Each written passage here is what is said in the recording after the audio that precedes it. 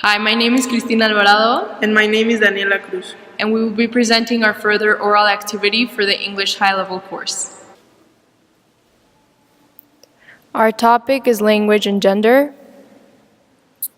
And we will demonstrate an awareness of how language and meaning are shaped by culture and context based on the topic of language and gender. For our primary sources, we will be using a clip from that 70s show from YouTube and a clip from the series Friends. And we will show the difference between men and women. For our secondary sources, we will be analyzing a movie titled The Ugly Truth. So, within different contexts and cultures, there can be different expectations and predetermined social norms or paradigms. However, we will be focusing in the 21st century in a society that is highly globalized and influenced by technology. We will be focusing on how stereotypes surrounding love define roles and the expectations between men and women. We want to discover how language can define an innate emotion such as love. With this said, we can make a clear connection to Maslow's hierarchy of needs, in which he establishes the way humans need emotional as well as social connections as a part of their well-being. But there has always been a predetermined expectation on how one should act based on your gender throughout different periods in history. We will begin by analyzing a series of clips from an episode of Friends. Ross kissed me. No! Oh my god! Okay, all right, we want to hear everything. Monica, get the wine and unplug the phone. Rachel, does this end well or do we need to get tissues? This first clip shows how women are always focusing on details surrounding a situation, emphasizing the way women pinpoint emotional aspects within individuals. When Phoebe questions Rachel, she sets a low standard for women emotionally. All right, let's hear about the kiss.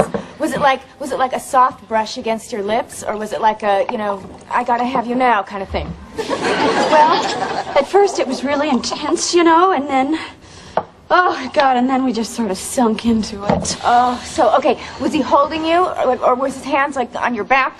No, actually, first they started out on my waist, and then they slid up, and then they were in my hair.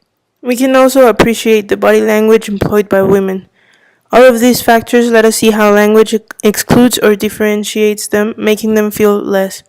Further along, we will see the contrast between the body language of women and that of men, and how this language portrays women as more sensible.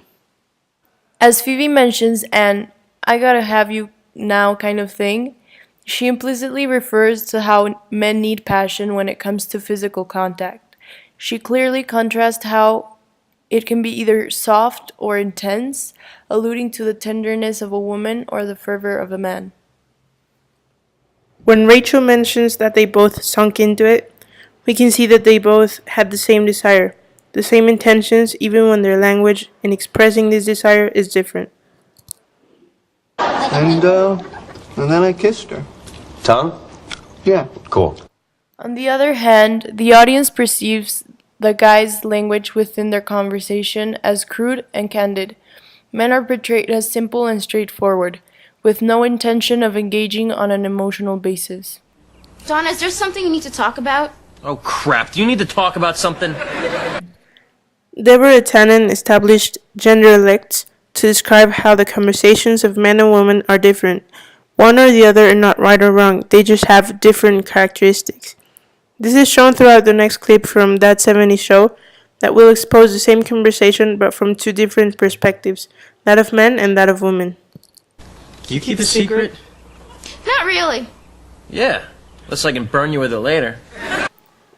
The audience can appreciate how the girl conveys preoccupation towards her friend and her problems, a distinctive feature in which women are often categorized as sentimental and emotionally attached.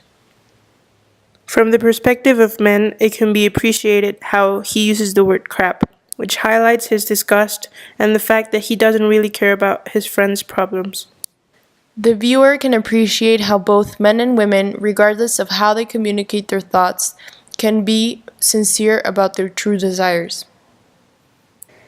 The audience can see that men will take advantage of any secret because they will eventually make use of the gain advantage they have over the other person. Here we can see how the atmosphere between men and women is different.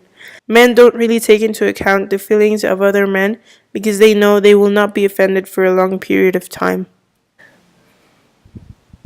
On the other hand, women are susceptible to holding grudges, so automatically girls tend to be more selective about their language usage and how they express around certain topics that might be sensible. I'm holding out on Eric. I'm holding out on Donna. Donna, that's great! Oh, Foreman, that's hysterical. The reaction that the friends have also talks about language. The girl uses the word great and the guy the word hysterical. Girls see sex as a sensitive matter that needs to be saved for someone special.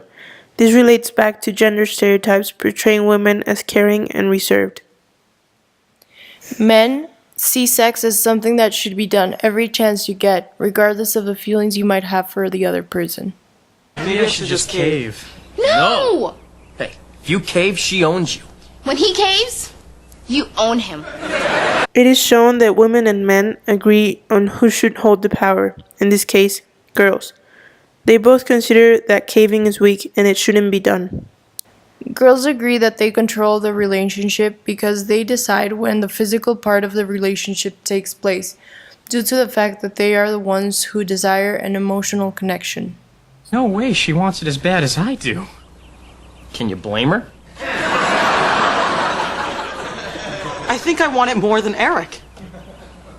Ew, why? There is a difference between what is expected from men and women.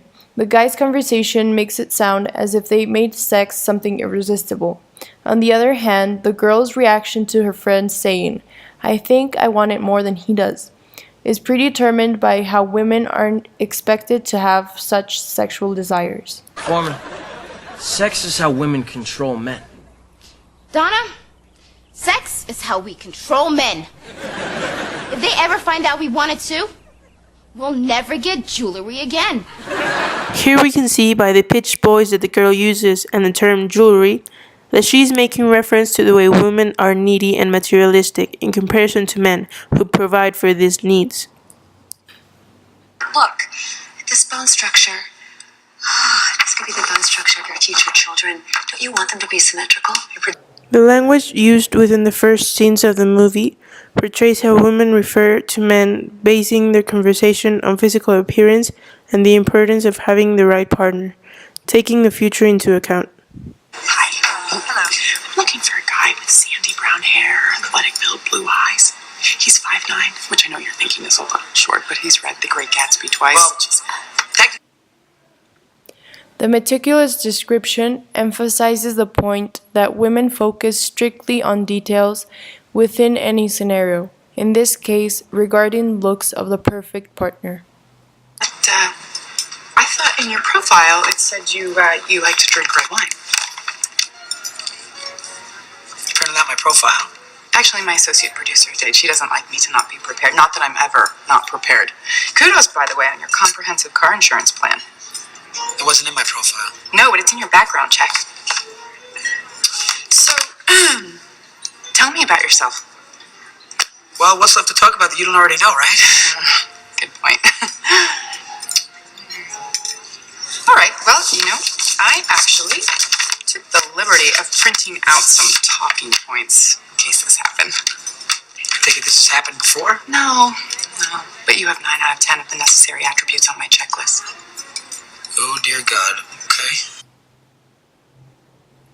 The characterization of Avi, the female character, is determined by the stereotype that women are always in control of the situation. This is shown through her intense and impulsive actions of printing out his profile, having his background check, making sure he was a perfect man to date.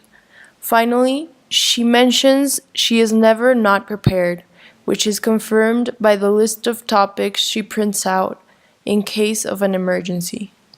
With the ugly truth, where tonight we're going to be talking about what it is men and women really want in relationships. The male character is introduced and immediately exhibits how Mike is frank on what men are looking for in a relationship. It's called a Stairmaster. Get on it and get skinny and get some trashy lingerie while you're at it. Because at the end of the day, all we're interested in is looks. And no one falls in love with your personality at first sight. After his brief introduction, he generalizes what all men base themselves on to start a relationship, which is looks. The typical skinny girl who agrees to sexual activities immediately. This is confirmed by the words, "At the end of the day, all we care about is looks." So you're saying that men are incapable of love? Abby questions if men are incapable of love, to which Mike answers that he is sorry to burst her bubble, basically affirming that men are incapable of having an emotional relationship with women. He's smart. He's handsome, but he doesn't know it. He's successful, but in a job that means something. He loves red wine, picnics, classical music. This is a guy in America, right? I mean, you're not calling from Europe or something. He loves dogs, but he's more of a cat person. He never gets up before you on a Sunday morning. As Mike asks her who the guy is and what he's like, Abby describes the type of man which is perfect for any woman. The words she uses within her description have a positive connotation. A man who is nice and likes things that society establishes is for women. Then, Mike limits the determination of gender to the context set in the beginning of the further oral, asking if this guy is from America, as if men in Europe were to be more sentimental and emotionally oriented. Okay, I'll give you $100 of my own money to go get this guy and bring him down here and let me meet him. Well, he's out there somewhere. Wait a second. You're not even dating this guy? Mike is so confident that there is no man with all of these qualities described by Abby that he offers money to meet him. On the other hand, Abby implicitly exposes how all of the characteristics she has set up are a standard no man she has ever dated has had, and only exists in her imagination. Oh, and did you hear the corporate's coming next week? Take me out to dinner? Oh, let's hope you can chew with your mouth closed. Why do you hate my guts? Your innards are of no consequence to me. It's what you represent. Oh, you hate the truth. Your skewed perception of male-female interaction is not the truth. But your imaginary boyfriend's the truth. Abby, through the use of language, gives the audience an indirect characterization of men, painting them as primitive and inadequate. She explains how she has no problem with him as an individual, but the representation of human relationships, of men who are only interested in sex, with no concern on making an emotional bond. Rule number 1, never criticize. Even if it's constructive? Never. Men are incapable of growth, change, or progress. For men, self-improvement ends at toilet training. Rule number 2, laugh at whatever he says. What if what he says isn't funny? That's irrelevant. Rule number 3, men are very visual. You have to change your look. What's wrong with my look? Within 3 rules, Mike encloses gender. There is a contrast between opinions. While Abby thinks there is constructive criticism, he established men are incapable of emotional growth. The third, again, is involved with physical appearance and the way women are expected to change in order to attract men, who supposedly don't take into account personality and values. On one hand, you have to push the guy away with a cold indifference. On the other, you have to be a sexually teasing tornado. Flirting. I know how to flirt. You know how to flirt. Oh, my name's Abby, and I love reading Tolstoy. I also love cats, gardening, and romantic picnics. I don't think so. Hey, babe, you wearing any underwear? Hey, you know what? I wouldn't say that, and I wouldn't grab ass. What's wrong with a little ass grabbing? I mean, what's it there for if not me to grab it? Whoa. You're just a set of orifices and a pair of Tito's. First of all, his language implies how women are expected to have 2 sides to please a man. Then, there is a reversal of roles, with a sarcastic connotation where Mike makes fun of how women only like things which involve feelings. Lastly, Abby also mocks the way men flirt, emphasizing the way they prioritize. Yeah. Lastly, Abby also mocks the way men flirt, emphasizing the way they prioritize superficial attributes like sexuality and physical appearance, again, excluding any sentiment.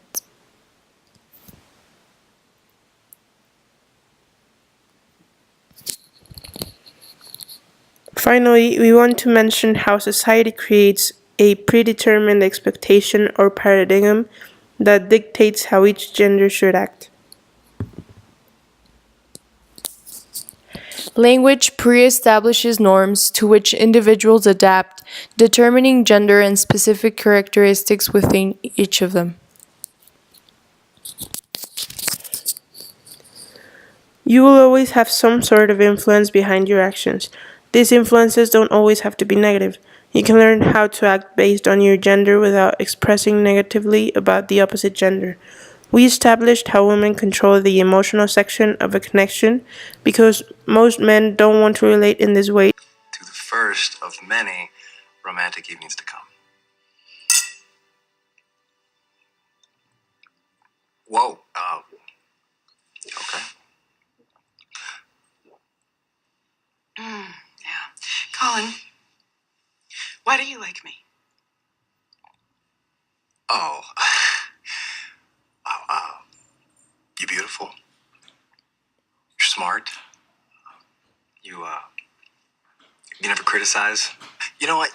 You never try to control the situation. And I've got to say, it's a breath of fresh air because I know so many women who are total control freaks, and it's a nightmare. And I just love that you're not like that. So, within the last scenes of the movie, there is an impression towards an unexpected action, which is when Abby drinks the whole glass of wine or champagne. It's an action that probably Colin wasn't expecting from a woman. Then Abby questions his real intentions, and there's a connection to the three rules that Mike mentions in the beginning of the movie, which are, first of all, Colin mentions that Abby is beautiful and how he loves that she doesn't criticize and how she isn't a control freak. But I am. I am just like that. Wait, what do you mean? Well, this should be chilled. And you know that. And as horrible as it sounds, I was editing that speech the entire time you were giving it. And the time you fed me caviar, I was in physical pain. I hate being fed like a toddler. That's how much of a control freak I am. But I couldn't show you any of that because who would love someone like that? No one.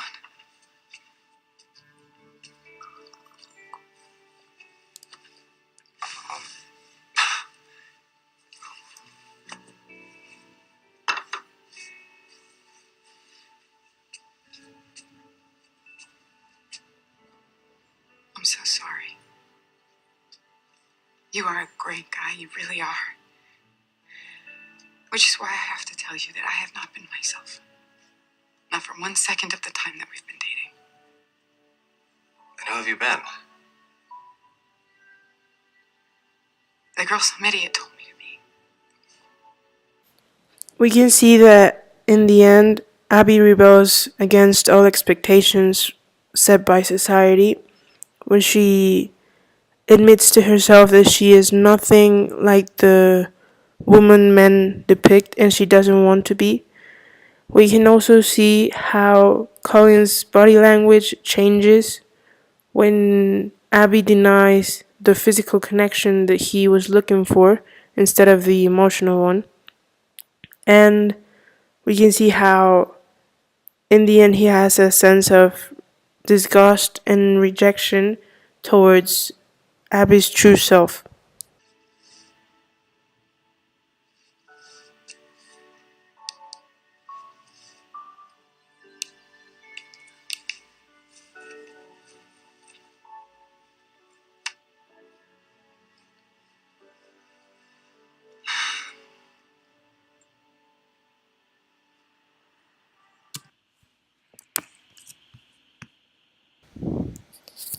Finally, at the end of this scene, we see a revelation of her true self.